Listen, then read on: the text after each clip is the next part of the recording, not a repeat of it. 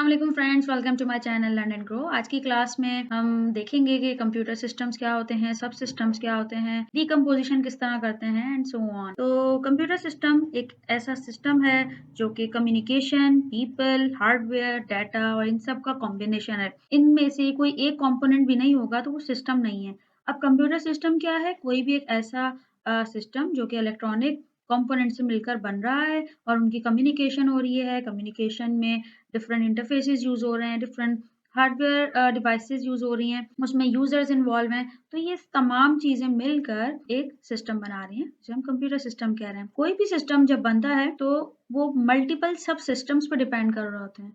अब सब सिस्टम्स क्या हैं? बेसिकली एक प्रोजेक्ट मल्टीपल आउटपुट से मिलकर एक फाइनल आउटपुट जनरेट कर रहा होता है। जैसे कि आपके सामने एक ये हायरार्की है, ये कंप्लीट सिस्टम है। कोई भी सिस्टम लाइक आप कह सकते हैं कि एक ऑटोमेटिक कन्वेयर बेल्ट है जिस पे लेट्स सपोज एप्पल सॉर्टिंग हो रही है। अब वो एक अगर मशीन है तो वो मल्टीपल आउटपुट्स पे काम कर रही है। उन आउटपुट्स से मिलकर ये एक कंप्लीट सिस्टम बना और अब ये सिस्टम एक फाइनल प्रोडक्ट है जो कि एप्पल सॉर्टिंग का काम कर रही है। तो इस तरह से अगर आप देखें तो एक कंप्लीट ये सिस्टम है जिसके दो मजीद सब सिस्टम्स हैं। ये हर एक सब सिस्टम को आप मजीद स्प्लिट करते चले जाएंगे until and unless you have a single action। तो किसी भी सिस्टम को सॉल्व करने के लिए आपके पास डिफरेंट टूल्स एंड टेक्निक्स हैं और इनमें से जो आपकी बुक में डिस्कस किया गया है वो है top down design. Structure diagrams को डिस्कस किया, फ्लो चार्ट को, सूडो कोड को। तो आज हम मजीद इन टॉपिक्स को देखेंगे कि इनमें किस तरह से टॉप डाउन डिजाइन फॉलो हो रहा है। इसके अलावा प्रोग्रामिंग कर रहे होंगे तो आप देखेंगे कि मुख्तलिफ सब सिस्टम्स की आप कोडिंग करते हैं और उन कोडिंग को एक अलग फाइल से सेव कर लेते हैं और अपने मेन प्रोग्राम में कॉल कर रहे होते हैं। तो आगे आने वाले टॉपिक्स में हम सब रूटीन और लाइब्रेरी रूटीन्स को डिस्कस करेंगे तो आपको ये बेहतर समझ में आएगा कि रूटीन्स क्या होती हैं और इनका बेनिफिट क्या है। So let's discuss the next topic, decomposing a problem. जब भी हम किसी प्रॉब्लम को डिकम्पोज करते हैं यानी कि स्प्लिट करते हैं, जो कि हमने अपनी लास्ट स्लाइड में देखा कि हम एक सिस्टम को सब सिस्टम्स में डिवाइड करते चले जाते हैं। तो जब हम डिवीजन करते हैं, उस डिवीजन के बाद अब हमें ये देखना है कि उस सिस्टम में कौन-कौन से इनपुट्स हैं। अगर मैं छोटी सी एग्जांपल दूं कि मुझे दो नंबर्स को ऐड करवाना है, तो अब आप अगर कैलकुलेटर यूज कर रहे हैं तो उस कैलकुलेटर्स में जो कीपैड है वो आपका इनपुट है और उस इनपुट के जरिए आप मुख्तलिफ वैल्यूज एंटर कर रहे हैं। उन वैल्यूज को एंटर करने के बाद अब आपका कैलकुलेटर आंसर कैलकुलेट करेगा। ये आंसर कैलकुलेट करना स्टेप है प्रोसेस का। ठीक है, इसमें आपकी वैल्यूज प्रोसेस हुई और आंसर फाइंड हो गया। Now the next step is output.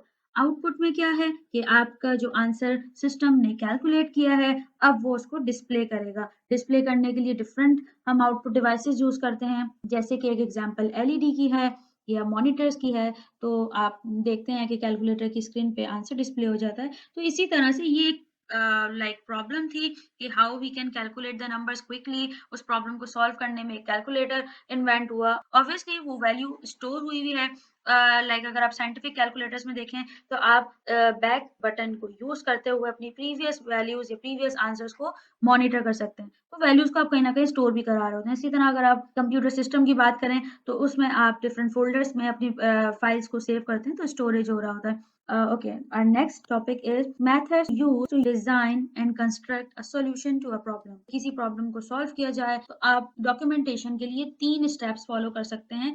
Like in 3 में से कोई भी एक यूज करेंगे, स्ट्रक्चर डायग्राम्स या फिर फ्लो चार्ट्स या फिर सूडो कोड। तो वन बाय वन तीनों को देखते हैं। स्ट्रक्चर डायग्राम में आप टॉप डाउन डिजाइन टेक्निक को फॉलो करते हैं और एक हायरार्किकल वे में अपनी प्रॉब्लम को सॉल्व करके दिखाते हैं। जैसे कि एक एग्जांपल हम देखते हैं, alarm app for a smartphone. जब आपके सामने ये प्रॉब्लम आई तो अब आप उसको डिकम्पोज करना शुरू करेंगे, लेकिन स्ट्रक्चर डायग्राम में आप उसको हायरार्की में स्प्लिट करेंगे। अब आप ये सोचेंगे कि इस अलार्म ऐप को आप किस तरह से डिजाइन कर सकते हैं। तो उसके लिए अब आपने लेट सपोज सोचा कि हम इसके 3 सब सिस्टम्स में इसको डिवाइड कर सकते हैं, जैसे कि अलार्म को सेट करना, अलार्म का टाइम चेक करना और अलार्म साउंड होना। ठीक है, तो इन तीनों चीजों को जब आपने स्प्लिट किया, अब आप सोचेंगे कि क्या इन तीनों सब सिस्टम्स को हम मजीद सब सिस्टम्स में डिवाइड कर सकते हैं और जो भी आपको ऑप्शंस नजर आते हैं आप उसमें इसको मजीद स्प्लिट करते हुए लास्ट सिंगल एक्शन तक मूव करेंगे। जैसे कि यहाँ पे आप देख सकते हैं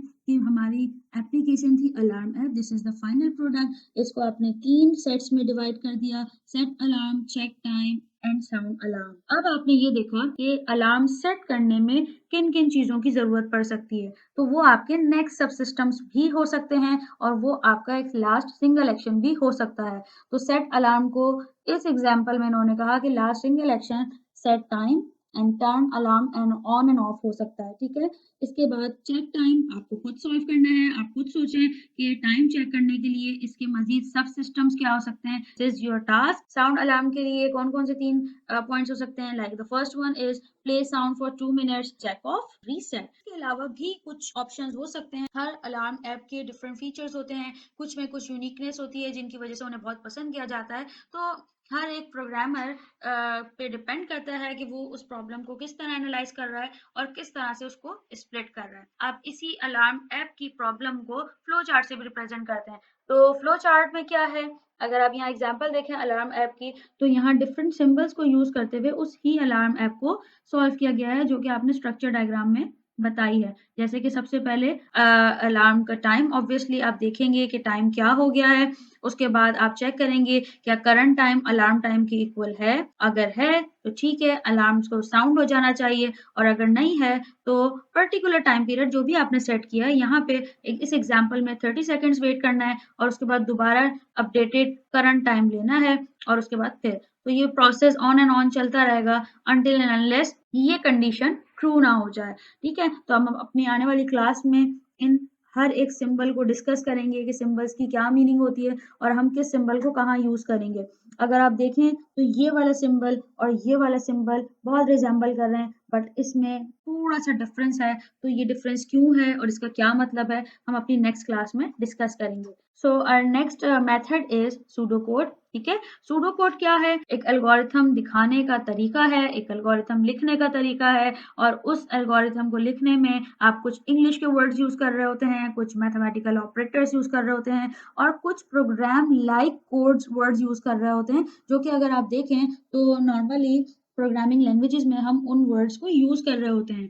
तो ये एक इस तरह का कोड होता है जो कि दिखने में बिल्कुल एक प्रोग्राम लग रहा होता है, बट वो एक प्रोग्राम नहीं होता। अब अगर इस फ्लो चार्ट में हमने रिपीटिशन शो की है, तो यहाँ पे हमने रिपीटिशन इस रिपीट के वर्ड से की है। तो कुछ सिंटेक्स यहाँ पे यूज हो रहे हैं जो कि हम प्रोग्रामिंग लैंग्वेजेस में यूज कर रहे होते हैं। So it's quite helpful for the programmers once they have this type of code in hand, so it will be really easy for them to write program in different any of the programming language, ठीक है। I hope आज की class आपके लिए helpful रही है। Stay tune to my channel, must subscribe it. Take care, अल्लाह हाफिज।